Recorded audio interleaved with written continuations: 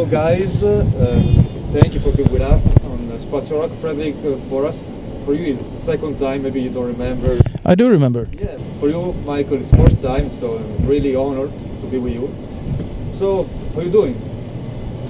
Good, we just got to Milan last night, 10 in the evening, so we didn't have much time to hang out, but we had some pasta and some wine, so it was nice. So let's deal with the new record, Paid Communion. So I think that this album is destined once again to divide your audience. They're already divided, I think. Maybe we're gonna divide them even further. Maybe it's 2 groups after Heritage. After this, maybe we're gonna have 4.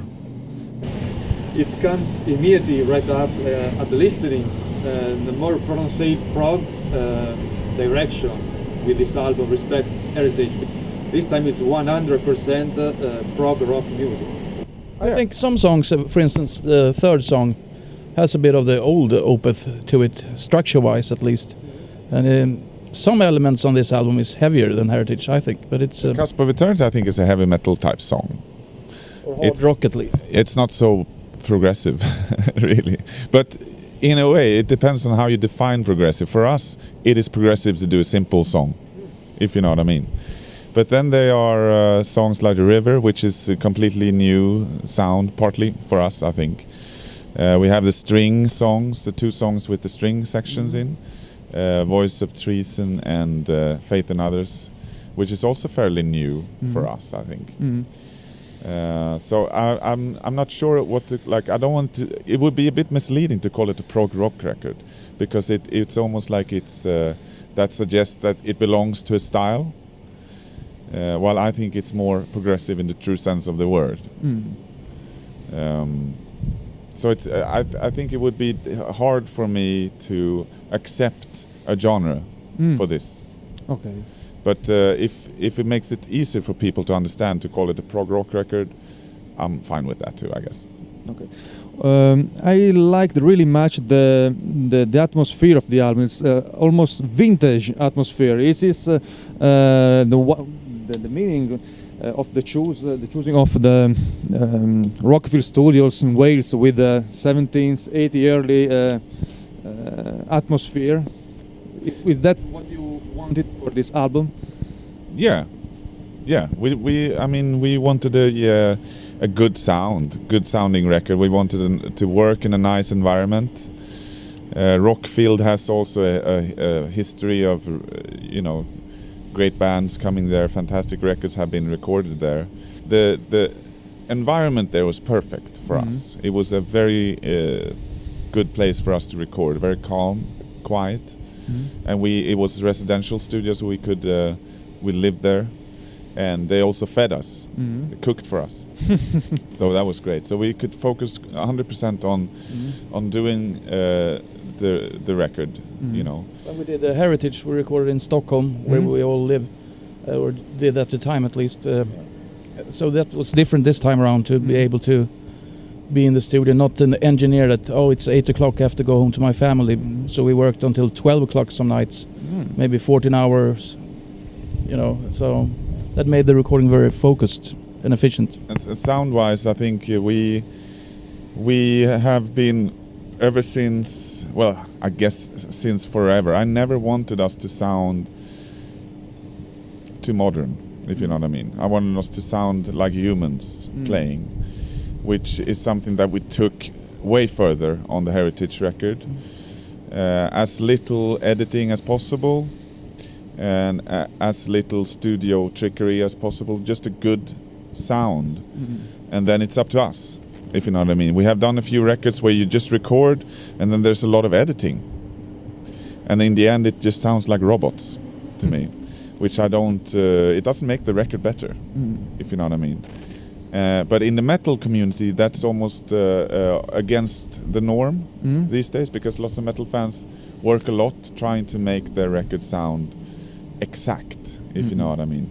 Which I think it's a bit boring and can get tiring to listen to metal productions these days, because it's so, we wanted it to be a bit flawed almost. I think I heard the album a couple of times streaming, and I think all this hard work you said now, we can listen to it really much because the album is really well refined and it's incredible crafted. It's like a handcraft sound. So Thank you. I think you are satisfied of it. It's easy in the metal world, especially. I mean, I don't know anything else than the metal world because that's where we are, if you know what I mean. But we're trying to push the boundaries a little bit, but mostly musically, but also sound-wise, and to be on our own. We don't like to belong in a group. We want to be on our own. But we are okay with being defined within the metal scene because that's our origins. Our roots come from really extreme metal, and then gradually I guess we have moved away from that. But we still feel that we belong to the metal scene, so to speak. But we don't feel an affinity with bands in the metal scene, and definitely not the sound from the metal scene of today.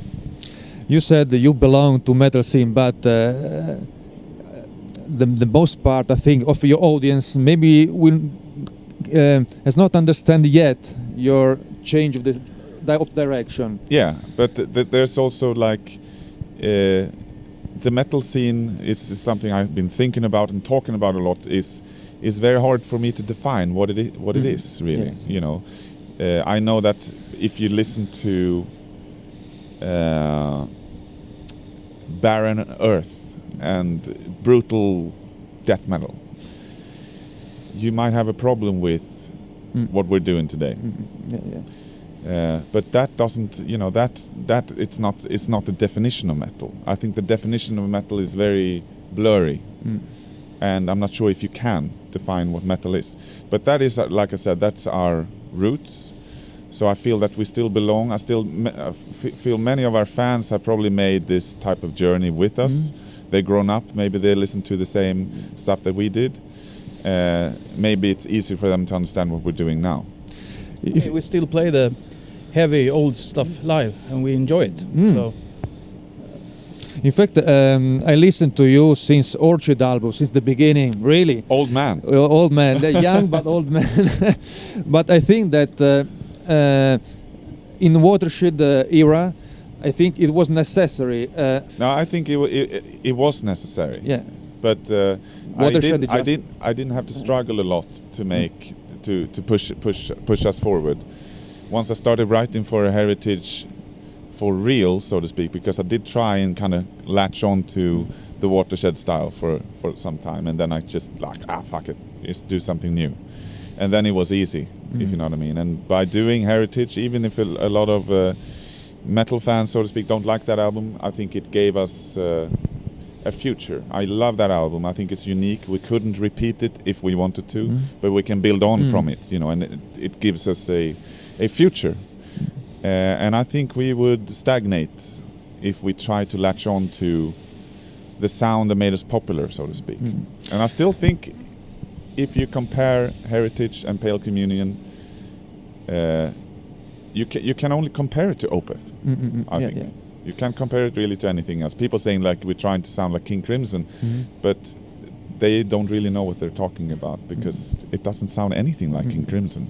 It's just an inspiration for us. Always important, we have here Fredrik, always important his contribution of this new change, because respect Peter, he has a different touch, more technique in guitar, I think. Always important his contribution in the new development of the band.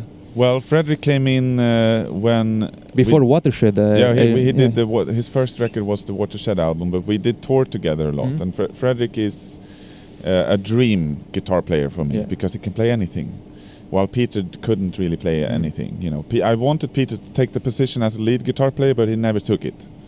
He was always going somewhere else. He was interested in his education and other stuff outside of music, which made me sad in those days that he didn't take that position that was open for him. So I had to become a lead guitar. I love playing lead guitar, but I'm not as good as Fredrik. You know, I wanted someone who could play all the crazy stuff if that was needed. In fact, the first time I see you with Fredrik, I was surprised that he He's the lead guitar, so Yeah. it's really amazing. Yeah, I didn't want to be a lead guitar player because I wanted to focus more on my vocals and songwriting. So Fredrik is a great musician, great guitar player, and he's also a great tool for me to work with, if you know what I mean. Like all the other guys, they do their thing much better than I can ever do it. But it allows me as a songwriter to go crazy because I know that they can do it, if you know what I mean. Maybe I didn't affect the actual direction of the style in Opeth. I mean, I enjoy playing the old stuff as much as the new stuff.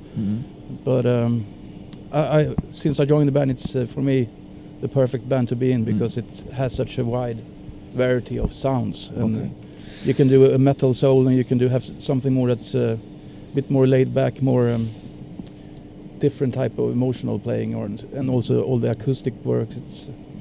It's broad spectra to work on, which makes it interesting. No.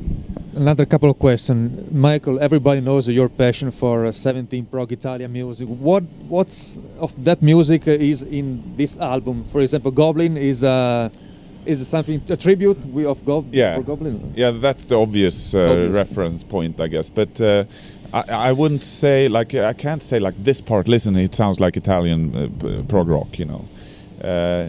It's just something that I take in as an overall inspiration, mishmash, blended together with all the other influences that I have. But the Italian prog scene is sometimes I think they didn't know what the fuck they were doing, which is lovely for me. The sound of some of these records, there was a darkness in the Italian prog scene that you couldn't find in the UK prog scene as much. There was a heaviness to it that I think it was resembled to me out of the European scenes in those days. The German scene and the Italian scene were the closest together. But Italians are also more extravagant and they're more experimental. I think they had their unique sound. And the Italians always loved melodies too. So it was more bombastic or something and bigger emotions from Italy. In Germany, it was just crazy, either really heavy or the whole krautrock sound, like Can and stuff like that, which is druggy sounding.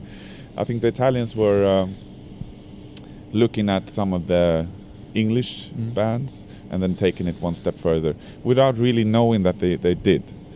And then there was, like I said, a darkness, almost like a occult sense to some of these bands. Yes.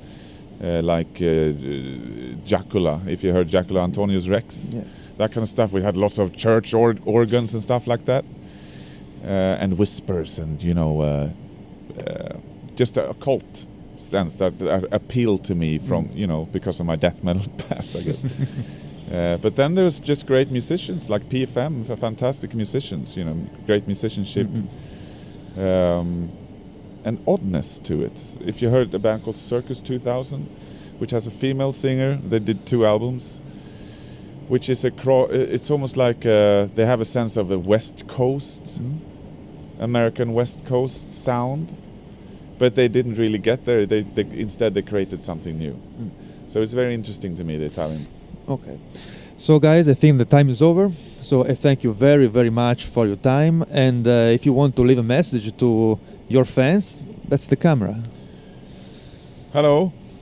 Thanks for your support over the years, and I hope to see you when we come through and play. And check out the record, of course. Pale Communion.